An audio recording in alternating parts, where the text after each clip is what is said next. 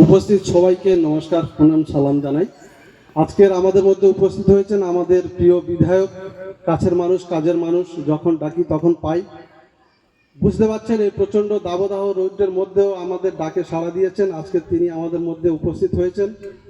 আর সেই সঙ্গে বলবো, আজকের এই যে কর্মকাণ্ড, এই কর্মকাণ্ডের অধিনায়ক হচ্ছেন মইজউদ্দিন মীর।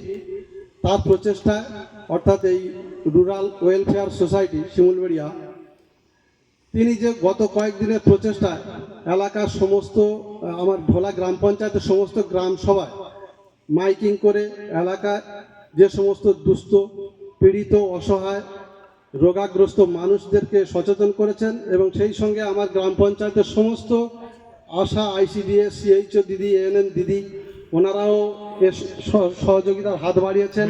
আজকে ছুটির দিনেও ওনারা যেভাবে আমাদের সহযোগিতা করেছেন, আমি আঞ্চলিকভাবে প্রধান হিসাবে আপনাদের কাছে কৃতজ্ঞ। যেহেতু ছুটির দিন, তবু আপনারা এসেছেন, এই জন্য অশেষ ধন্যবাদ।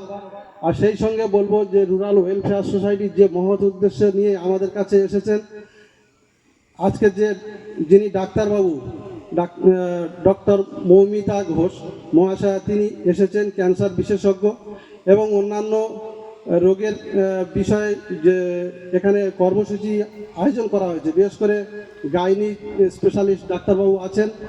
তো আপনারা আপনাদের এলাকার যে সমস্ত মায়েরা বা শিশুরা এই রোগে ভুগছেন, এই মইজউদ্দিন বাবুর হ্যান্ডবিল নম্বর দেওয়া আছে, প্রত্যেকটা সংসদে প্রচারের জন্য ব্যবস্থা করা হয়েছে। আমরা গ্রাম পঞ্চায়েতের পক্ষ থেকে ওনাকে অশেষ ধন্যবাদ, যাতে করে এই সমস্ত রোগ আক্রান্ত শিশুরা বা মায়েরা এই সহযোগিতা পায়। আমি সেই জন্যে চাইব এই রুরাল ওয়েলফেয়ার সোসাইটি আগামী দিনে আরও মহিরুহে পরিণত হোক। এই বলে আমি সবাইকে আরও একবার ধন্যবাদ জ্ঞাপন করে আমার সংক্ষিপ্ত কথা এখানেই শেষ করছি।